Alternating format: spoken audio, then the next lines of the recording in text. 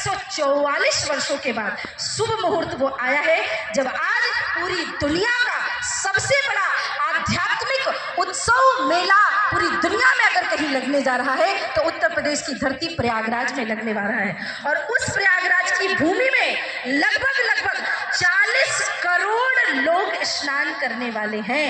4-5 देशों की जीडीपी मिलाकर के उतनी नहीं होगी जितनी हमारे योगी जी ने पूरे कुंभ मेला के लिए खर्चा कर दिया है। और ये भी कहा है कि हमें ये विश्वास है कि हमारे सरकार ने, केंद्र सरकार ने जो अनुदान दिया है, उत्तर प्रदेश सरकार ने जो लगाया है, ये विश्वास है हिंदुओं की आस्था पे कि उसका डबल प्रतिफल राजस्व के पास अपने आप आ जाएगा। क्योंकि हमारा हिंदू वो है कि जब किसी मंदिर में जाता है और 2 रुपए का प्रसाद लेता है तो 11 रुपए, 21 रुपए, 51 रुपए मंदिर की दान पेटी में डाल के आता है। हम लेने वाले नहीं है, हम देने वाले हैं। हमारा समाज सिखाता है जो बटोरा जाए वो विषाद होता है, जो बांटा जाए वो प्रसाद होता है। अब इतनी सारी बातें मैंने क्यों बताई आपको कि 40 करोड़ हिंदू आने वाले हैं, वो इस बात के लिए कि जब हम परसों के दिन 14 जनवरी को सभी साधु संत महात्मा 13 अखाड़े मिल करके स्नान करेंगे और हमारे बगल में कौन स्नान कर रहा है, हम ये नहीं पूछेंगे भैया कौन जात के हो। पूछता है कोई? नहीं। बताइए मुझे, आप पूछते हैं क्या भैया किस जाति से हो? आपने बताया मेरे परिचय के रूप में कि मेरी जन्मभूमि रीवा की है और मैं इस पूरे क्षेत्र से बहुत अच्छी तरह से सभी लोगों से प्रतिफल रूप से जानती हूँ। क्षमा करिएगा, मेरी जन्मभूमि, मेरा विंध्य क्षेत्र मेरे प्राण है। मैं वर्ष में कम से कम 3 बार अवश्य अपनी जन्मभूमि के दर्शन करने आती हूँ। परंतु मैंने एक संकल्प भी लिया है, इस पूरे विंध्य क्षेत्र से 2 चीजों को दूर करना है। पहला नशा और दूसरा छुआछूत। इन 2 चीजों ने हमारे क्षेत्र को, इस क्षेत्र से सबसे ज्यादा संत महात्मा ऋषि मुनि कथावाचक निकले हैं, इस क्षेत्र से सबसे ज्यादा संघ के प्रचारक निकले हैं, इस क्षेत्र से बहुत बड़े राजनीतिक व्यक्ति निकले हैं। पूरी दुनिया जब गुलाम रही है तब भी हमारा विंध्य क्षेत्र कभी गुलाम नहीं रहा।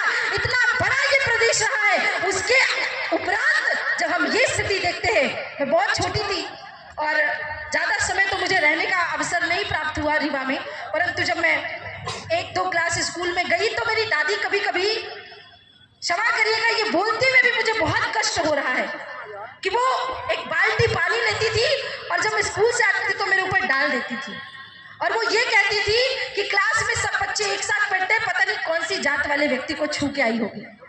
तो मैंने क्या किया कि मुझे बड़ा गुस्सा आया, तो मैंने जो मटका था वो छुपा दिया।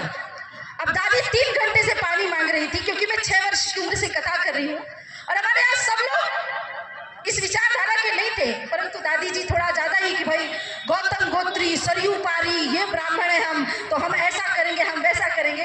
तो मैंने घड़ा छुपा दिया। दादी बहुत देर से बोली पानी गर्म है, ठंडा पानी दो। मैंने कहा दादी, जिस घड़े का पानी आप पीना चाहती है वो एक कुम्हार ने बनाया है, भाई आपके हिसाब से नीची जाती है तो उसके घड़े का पानी मत पियो। जो पानी हमारे यहाँ लेकर के आती है, हमारे अहिर थी, वो कार्य करती थी, वो कुएं से पानी भर के लाती थी। मैंने कहा वो जाति की अहिर है। और सुनो, जिसकी चक्की में शायद आटा पीस करके आता है वो भी ब्राह्मण नहीं है, जो हमारा गेहूं काट करके लाता है वो भी ब्राह्मण नहीं है, जहाँ से ये भोजन इत्यादि सारी चीजें प्रोसेस होकर के आती है, तेल इत्यादि मसाले जिनको आप खाते हैं वो भी ब्राह्मण नहीं है। तो क्या आज से आप अनशन व्रत पे प्रारंभ कर देंगी? अगर कोई व्यक्ति मुझे कहता है आप कथावाचक है, ब्राह्मणों के कारण ये जातिवाद फैला है, तो मैं साध्वी सरस्वती, मैंने 7 वर्ष की उम्र में सबसे पहले अपने घर का विरोध किया था और मेरे घर से मैंने ये प्रारंभ किया था कि जाति पाति की करो विदाई, हम हिंदू सब भाई भाई, हमारी एक जाति है, हमारा एक धर्म है और वो है हम सब सनातनी हैं। मैं राष्ट्रीय स्वयंसेवक संघ की विचारधारा को मानती हूँ, उनकी विचारधारा के लिए कार्य करती हूँ और हमारे राष्ट्रीय सेवक संघ के द्वितीय सरसंचालक माधवराव सदाशिवराव गोलवलकर गुरु जी ने कहा है, हिंदवः सहोदरा सर्वे न हिंदू पतितो भवेत्, मम दीक्षा हिंदू रक्षा मम मंत्र समानता। हिंदू कभी पतित नहीं होते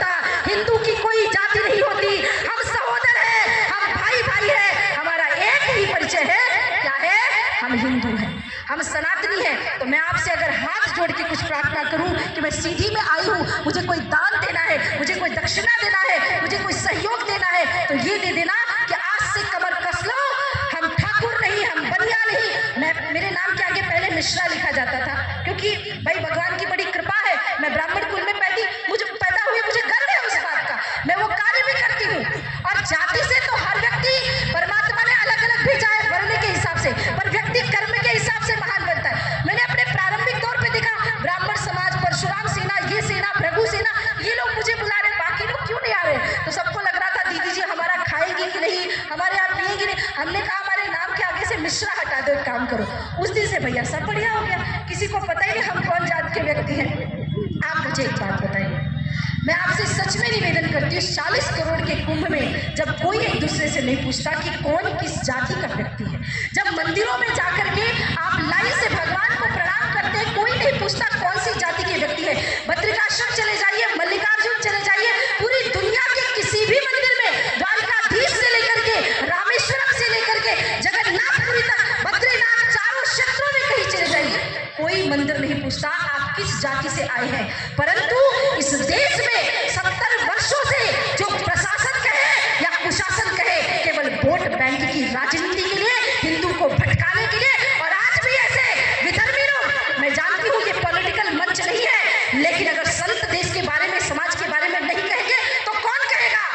व्यक्ति जो कल तक जालीदार टोपी लगा करके घूम रहे थे, वो व्यक्ति जो समय आने पे क्रॉस लटका के घूम लेता है, अब उसको लगा भैया अब तो हिंदुओं की सरकार आ गई, तो ओम लपेट के घूमने लगे, मंदिर जाने लगे, और फिर उसके बाद उनको समझ में आया कि शायद हिंदुओं के सामने हमारी दाल गलने वाली नहीं है, तो उन्होंने क्या किया, हिंदुओं को ही जाति पाति में बांटना शुरू कर दिया।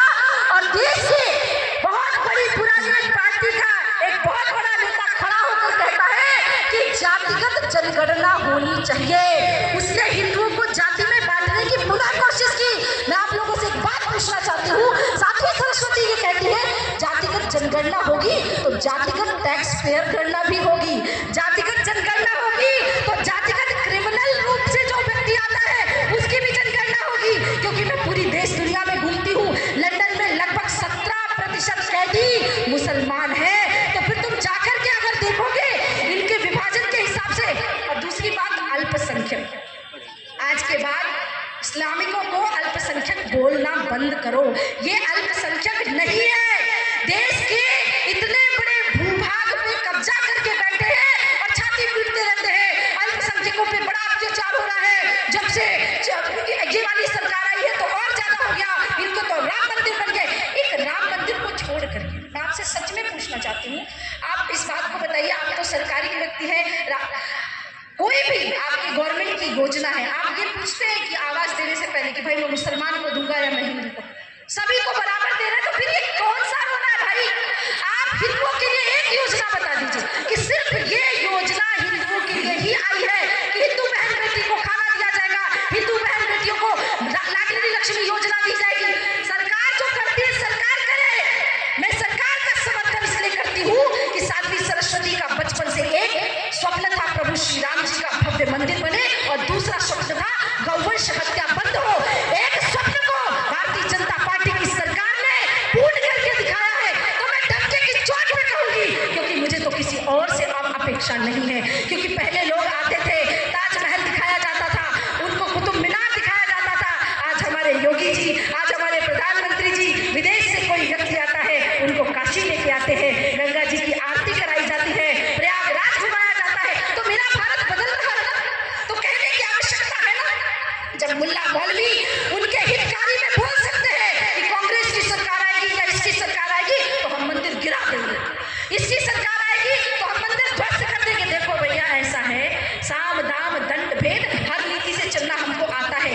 अगर आपने अभी भी, लोग बहुत सारी बात कहते कि हम तो भाईचारे की भावना रखते, भाईचारे की भावना, मैं जानती हूँ भारत के बहुत सारे मुसलमान ऐसे नहीं होंगे, उस भावना के भी नहीं होंगे, परंतु अगर उस भावना के मुसलमान नहीं है तो आगे बढ़ करके ये बात कहे कि आप कोई बात नहीं, आपने 500 वर्षों तक प्रभु श्री राम के लिए लड़ाई लड़ी है, बहुत हो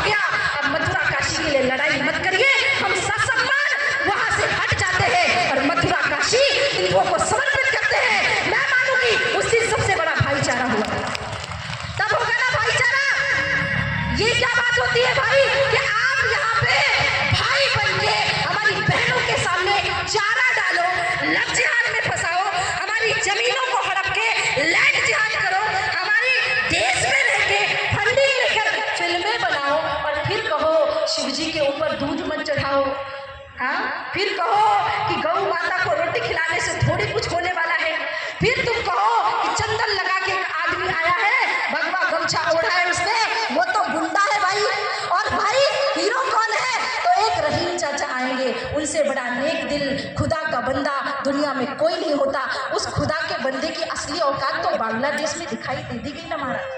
बांग्लादेश की स्थिति देखिए, मानवता शर्मसार हो चुकी है।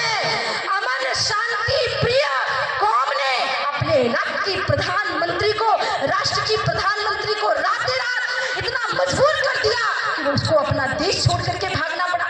एक महिला के, एक स्त्री के अंग वस्त्रों को पब्लिक में उछाला गया। यह है तुम्हारा धर्म, यह है तुम्हारी इंसानियत, यह है तुम्हारी मानवता, यह है तुम्हारी असलियत। तो आप हमसे जिस प्रकार के वातावरण में ढलने की व्यवस्था मांग रहे हैं ना, वो हमारे पास नहीं है। आपने फिल्में बनाई और सभी फिल्मों में पुरजोर करके आपने हिंदुओं का विरोध किया और उसमें से हमारे बहुत सारे युवा जो हैं वो हमसे भी कहने लगे, दीदी आप लोग सावन में इतना दूध बहा देती हैं, बच्चे कुपोषण का शिकार हो जाते हैं, बच्चों को दूध नहीं मिल पाता। तो मैंने कहा देखो भैया, पहली बात गाय मेरी, दूध मेरा, शिवजी मेरे, और मैं मेरे शिवजी को दूध से नहलाऊं, गंगा जल से नहलाऊं, यमुना जल से नहलाऊं, किसी के बाप का तो कुछ जाता नहीं है। और पहली बात ये दूध की बात हो गई। दूसरी बात ये है कि भैया बच्चे कुपोषण का शिकार हो रहे हैं। अगर तुमको ये समझ में आ रहा है तो हम 5 हमारे 25 का नारा देना बंद करो, उतने बच्चे पैदा करो जितने पाले जाते हैं। मैं मेरे शिवजी का दूध निकाल के तुम बंजर पुत्रों को देने के लिए नहीं आऊंगी। हम अपने शिवजी को दूध चढ़ाएंगे, डंके की चोट पर चढ़ाएंगे। पूर्व सरकार ने हिंदुओं को पकड़ पकड़ के नसबंदी करना प्रारंभ करा दिया कि भाई हिंदुओं की जनसंख्या कम हो। यहाँ तो हम 5 हमारे 25 का नारा चालू है, हमारे यहाँ पे लव जिहाद चालू है। और हमारे भाई बहन क्या बात कर रहे हैं, हमारे भाई बहन बात कर रहे हैं कि पहले कहते थे हम 2 हमारे 2, अब कहते हम 2 हमारा 1। कुछ लोग इतने मॉडर्न हो गए, कहते हम 2 हमारा कोई नहीं। क्यों भाई? मैं उनके विपक्ष में नहीं हूँ जो बच्चे गोद लेना चाहते हैं। 1 2 2 लो, 10 बच्चे भी गोद ले लो, बहुत अच्छी बात है आपको समाज के प्रति। लेकिन इसमें एक बात और आती है, माँ यहाँ पे मातृशक्ति बैठी हुई है, बच्चे जरूर पैदा करना, पर उनको ना धर्म के प्रति, समाज के प्रति, राष्ट्र के प्रति जिम्मेदार व्यक्ति बनाना। एक वाक्य आया है कि जननी जनतो भक्त जन याद आता या सूर, नहीं तो जननी बाज रहे क्यों खोवे है नूर। अगर जन्म देना है तो शिवाजी महाराज को जन्म देना है तो विवेकानंद को जन्म देना है तो स्वामी रामकृष्ण परमहंस को जन्म देना है तो छत्रपति शिवाजी महाराज, महाराणा प्रताप के वंशजों को देना। अगर अफजल बाबर की औलादों को जन्म देना है, अगर जयचंदों को जन्म देना है तो मैया इससे अच्छा तो धरती खाली रहे तो ही ज्यादा अच्छा है। और विधर्मियों का भार धरती नहीं झेल सकती। विवेकानंद जी की पावन जयंती का उत्सव है, तो एक बढ़िया बात बताती हूँ। अमेरिका में थे विवेकानंद जी, तो किसी ने उनसे कहा कि हमारा अमेरिका डॉलर्स के लिए प्रसिद्ध है, आपका भारत किस चीज़ के लिए प्रसिद्ध है? तो स्वामी विवेकानंद जी ने कहा हमारा भारत संस्कारों के लिए प्रसिद्ध है। तो उन्होंने कहा किस प्रकार के संस्कार हैं आपके भारत में? तो स्वामी विवेकानंद जी ने बड़ा सुंदर उत्तर दिया। स्वामी विवेकानंद जी ने कहा कि आपके अमेरिका में आप अपनी माँ और बहन को छोड़ के हर स्त्री को गलत नजर से देख सकते हो, लेकिन हमारे भारत के ये संस्कार है कि अपनी पत्नी को छोड़ के हम हर स्त्री में माँ और बहन का स्वरूप देखते हैं। ये हमारे भारत के संस्कार है। देश का ऐसा युवा जो पूरी दुनिया को ऐसा ज्ञान देता है, आज उन्हीं की बहन बेटियां सुरक्षित नहीं। मैं हर जगह जाती हूँ, 2-3 बातें मेरी मुख्यतः है वो जरूर बोलती हूँ, और हर जगह बोलूँगी, तब तक बोलूँगी जब तक मेरे ये वाक्य भारत की घर घर एक एक माता, एक एक बहन तक पहुँच ना जाए। हमारे यहाँ इतनी सारी बहनें हैं, हमारी सभी बहनों का एक ड्रीम होता है कि भाई शादी हो तो ऐसी हो, 10 लाख रुपए खर्च होने चाहिए, सब्यसाची का लहंगा पहनेंगे, मनीष मल्होत्रा का लहंगा पहनेंगे, आईफोन ही लेना है भाई, एंड्रॉइड फोन तो चाहिए नहीं, सब चाहिए हमारी बहनों को। रखो कोई बात नहीं, आपके पास है, ठाकुर जी की कृपा है, 10 करोड़ खर्चा करो शादी में, मेरा आपसे उस धन से कोई लेना देना नहीं, ना आपका धन मुझे चाहिए, आप जो करना है, पर 10 लाख 10 करोड़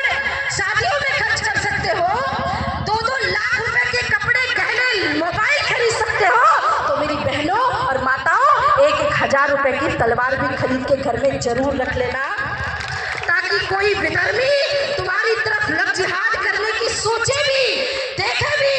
और ये बात मैं ऐसे ही हवा में नहीं कह रही हूँ, मेरा शास्त्र कहता है कि आत्मरक्षा के लिए, स्त्री रक्षा के लिए, गौ रक्षा के लिए, धर्म रक्षा के लिए और राष्ट्र रक्षा के लिए इन 5 जगहों पे शस्त्र उठाने में पाप नहीं लगता है। तो इन 5 स्थानों पे अगर आप शस्त्र नहीं उठाते तो आप पाप के भागीदार होते हो। लव जिहाद क्या है, लोग बहुत सारी माताओं को नहीं पता होगा। तो हिंदू बहन बेटियों को मुस्लिम बहुसंख्यक समाज, जो अल्पसंख्यक जिसको आप कहते हैं, जो कई क्षेत्रों में बहुसंख्यक बन चला है, वो फंसाता है और अनर्गल या तो उनसे विवाह करेगा, या तो उनके साथ जबरन शारीरिक संबंध बनाएगा, या 10-15 बच्चा पैदा करने की बात करेगा और इसके बाद कुछ नहीं होता तो अरब देशों में बेच देता है।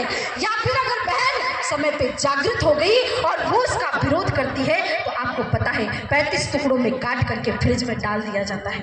मैं आप सभी बहनों से हाथ जोड़ के निवेदन करती हूँ, मैं एक ऐसे समाज में आई हूँ जिस समाज ने सदैव से हमारी बहनों को बराबरी में, जेंडर इक्वालिटी हमारा शब्द नहीं है, जेंडर इक्वालिटी जरूरी है अमेरिका में, पाकिस्तान में, जहाँ पे महिलाओं का इतना सम्मान नहीं होता होगा शायद। हमारे यहाँ तो कहा गया यत्र नारी पूज्यन्ति रमन्ति तत्र देवता, जहाँ नारी की पूजा होती है वहाँ देवताओं का वास होता है। मैं कविता भी कहती हूँ सदैव कि मेरा परिचय इतना है, मैं भारत की तस्वीर हूँ, मातृभूमि पर मर मिटने वाले मतवालों की पीर हूँ, मैं उन वीरों की दुहिता हूँ जो हंस झूला झूल गए, मैं उन शेरों की माता हूँ जो रण प्रांगण में जूझ गए, मैं जीजा की अमर सहेली, पन्ना की प्रतिछाया हूँ, कृष्णा के कुल की मर्यादा, लक्ष्मी की शमशीर हूँ, मेरा परिचय इतना है, मैं भारत की तस्वीर हूँ।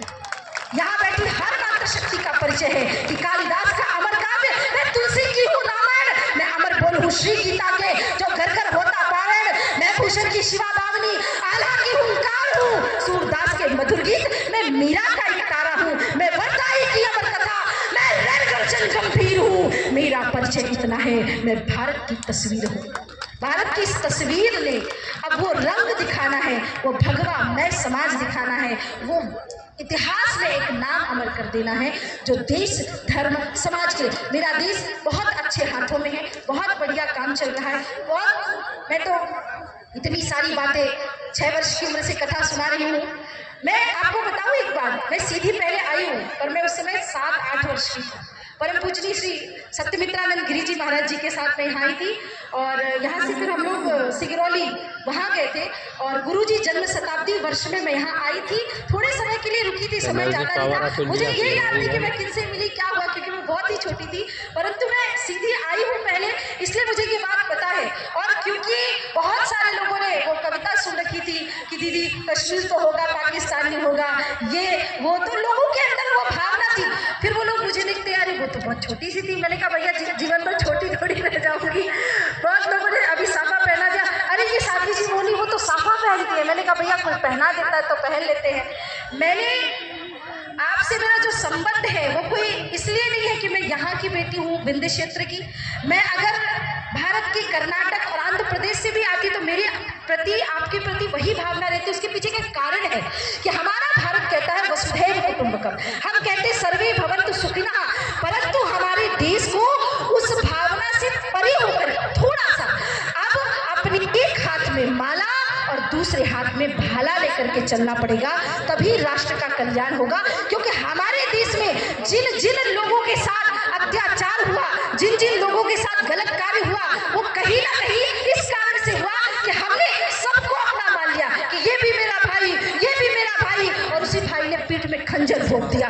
मैं आपसे कहना चाहती हूँ, कश्मीर में जिन ब्राह्मणों को धक्के मार के वहां से निकाला गया था, उनको भगाने के लिए कोई पाकिस्तान और बांग्लादेश से नहीं आया था, उन्हीं के बगल में रहने वाला वो अब्दुल, जिसे वो कहते थे कि ये वाला अच्छा है, बाकी के लोगों का पता नहीं। हमारी बहनें कहती है मेरा वाला अब्दुल अलग है। मैं आपसे हाथ जोड़ के निवेदन करती हूँ, कब तक ये चलता रहेगा कि कातिलों की मुक्ति का विधान हो गया यहाँ, आज देशद्रोही भी महान हो गया यहाँ। एक रिवॉल्वर ने देशभक्ति को डरा दिया, कातिलों की टोलियों को रहनुमा बना दिया, कल लिए हुए कड़ा का बम बनाती टोलियां जो उजाड़ता रहा है मेहदी मांग रोलियां, जो हमारी रोती मातृभूमि को सुकून दे और देशद्रोहियों को गोलियों से भून दे। ऐसे सरफरोश का हमें प्रकाश चाहिए,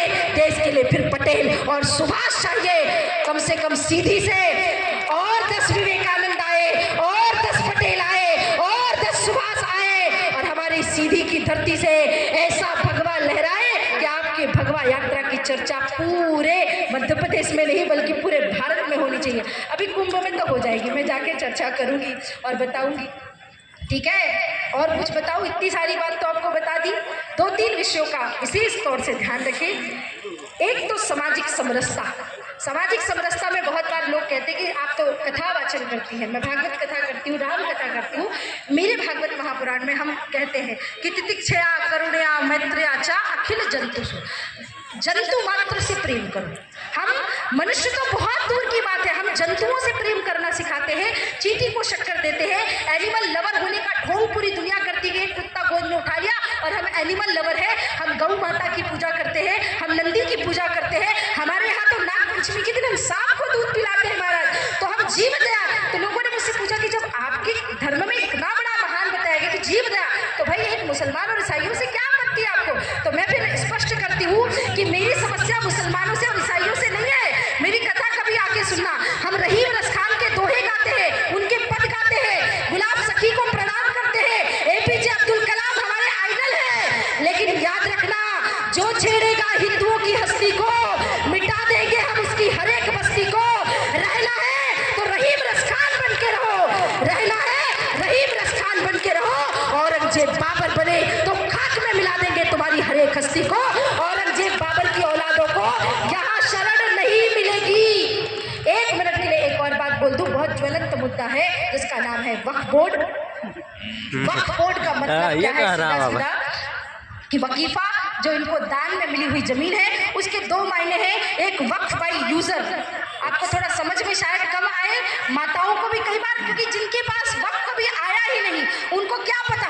पर बहुत सारे ऐसे स्थान हैं जहां गांव के गांव हड़प लिए गए। तो waqf by user, waqf by donor, ये 2 इनके फॉर्मूले हैं, जिसमें एक जो इनके पुरखे बाबर अकबर की औलादे जिन्हें ये कहते हैं कि उन्होंने हमको दान किया। पहली बात तो यहाँ इतने मुसलमान थे नहीं, तो वो आए कहाँ से? उनकी जमीनें थी नहीं, तो जिनकी जमीन है नहीं वो किसी को दान कैसे दे सकते हैं? अपनी छाती पे बैठा के अरब देश से जमीनें लेके तो आए नहीं थे ये। फिर इनको दान देने का अधिकार किसने दिया? पहली बात। दूसरी बात, इनके हदीस कहते हैं जहाँ किसी और के खुदा की बंदगी हो जाए वो भूमि उनके लिए हराम होती है। तो भाई जो मथुरा है, जो काशी है, जो भोजशाला है, हमारा संबल है, वो तो तुम्हारे लिए हराम था। तो हराम की धरती को आपको इस्लाम का केंद्र नहीं बनाना चाहिए था। तो ये तो आपके हदीस के हिसाब से भी आपकी वक्फ की जितनी जमीनें हैं वो गैर वाजिब और गैर संवैधानिक है। दूसरी बात, वक्फ बाई यूजर, ये तो इतना खतरनाक है, मैंने इसके बारे में पढ़ा, मेरा सिर चकरा गया। ये कहते हैं कि जहां आप लोग बैठते हैं, भैया जी, राजेश भैया, ये कहते हैं संसद भवन जो है वो वक्फ की जमीन पे है ना? ये बोलते हैं, तो इसका मतलब आप सब लोग वक्फ की जमीन पे बैठे हैं। थोड़े दिन बाद इंदिरा गांधी अंतरराष्ट्रीय हवाई अड्डा, जहाँ पे प्रेयर रूम बना हुआ है, वहाँ भी नमाज पढ़ते हैं लोग जाके। शायद थोड़े दिन बाद कहते हैं अंतरराष्ट्रीय हवाई अड्डा किसकी भूमि है? वक्फ की जमीन है। अभी अभी उन्होंने नई बात क्या बोली कि जितना कुंभ का क्षेत्र है ये वक्फ की जमीन है, हमने हिंदुओं को दान दे दिया अभी मेला करने के लिए। अरे मेरे भैया, थोड़े दिन बाद सीधी में इस छत्रसाल स्टेडियम में आकर कहेंगे कि अब भगवा यात्रा बहुत हो गई, ये वक्फ की जमीन है। और दुर्भाग्य की बात देखिए, हाई कोर्ट, सुप्रीम कोर्ट, आप डिस्ट्रिक्ट कोर्ट कहीं नहीं जा सकते। इसके लिए हिंदुओं को ट्रिब्यूनल कोर्ट जाना पड़ेगा। 99% टाइम वो हार ही जाते हैं वहां से, क्योंकि वहां पे भी उन्हीं के पदाधिकारी बैठे हुए हैं। कुल मिला के आपको क्या समझ में आया कि रेलवे से ज्यादा और हमारे सैनिकों से ज्यादा इतनी जमीनें ऑन रिकॉर्ड तो कम बताया जाता है, पर बहुत जमीनें वक्फ में हड़प रखी है। तो मैं इस मंच से मेरी केंद्र की सरकार से ये प्रार्थना करना चाहती हूँ, या तो वक्फ सरकार चलाए, जैसा कि पाकिस्तान में सरकार चलाती है, जितने भी इस्लामिक देश है वहां का वक्फ सरकार ही चलाती। या तो सरकार चलाए, या तो पूरी तरह से मान्यता रद्द की जाए, और उसके बाद हिंदुओं के लिए सनातन बोर्ड का गठन होना चाहिए। हिंदुओं के लिए भी सनातन बोर्ड का गठन हो, ताकि हम गौ रक्षा के लिए, बहनों की रक्षा के लिए, समाज की रक्षा के लिए कहीं एक ऐसा बोर्ड हमारा हो जहाँ हम जाकर के मांग कर सके, हिंदुओं की बात संसद तक पहुंचा सके। हिंदुओं की बात अगर हमारे समाज से आई, सनातन बोर्ड से आई, तो वो पारित हो सके। तो सनातन बोर्ड, कौन कौन चाहता है सनातन बोर्ड का गठन हो? हाथ उठाइए। हमारे बहुत बढ़िया कथावाचक है देवकी नंदन ठाकुर जी, आपने सुना होगा। अभी उन्होंने 27 जनवरी को धर्म संसद रखी है प्रयागराज कुंभ में। मैं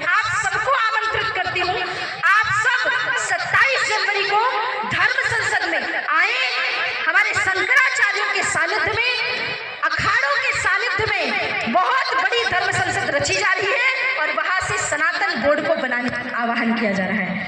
तो आइए अब इसी बात को, अपनी वाणी को विश्राम करने से पहले एक बार फिर से हो जाए जय जय घोष, दोनों हाथ ऊपर उठा के, मुट्ठियां बांध के। अब थोड़ा जोश तो आ गया होगा आपके अंदर भी, है ना? अब पिछले बार से डबल बोलना है जय जय घोष, दोनों हाथ उठाइए, मुट्ठियां बांध के। एक बात और कहूंगी कि जिस प्रकार से हमारे भाइयों ने इतनी अद्भुत अद्भुत आप लोगों को जोड़ कर रखने के लिए, मेरी माताओं ने मुझे बताया, ऊपर रखो हाथ, कोई बात नहीं, थोड़ी देर थक थोड़ी जाएंगे हम। हमारे भाइयों ने जितनी मेहनत की है, ये जय घोष उनके प्रतिफल का फल मिलेगा। जितनी भी मेहनत, गांव गांव, दूर दूर, शहर शहर, दुकान दुकान में रोज वीडियोस देखती थी माताओं की, इतनी मेहनत की है। इतना जोर से जय जय घोष करिए कि उनको लगे कि उनकी मेहनत सार्थक रही। दोनों हाथ उठा के भारत माता की, भारत माता की, हिंदू राष्ट्र की, हिंदू धर्म की, राम जन्मभूमि की, कृष्ण जन्मभूमि की, काशी विश्वनाथ की, जय जय श्री राम, जय जय श्री राम, जय जय श्री राम। एक बार पूरा हिंदू जागरण मंच के सभी पदाधिकारी और मेरे सभी भाइयों का खूब खूब धन्यवाद। आप सभी ने मुझे बुलाया, उसके लिए आभार। जय श्री राम, जय मां भारत।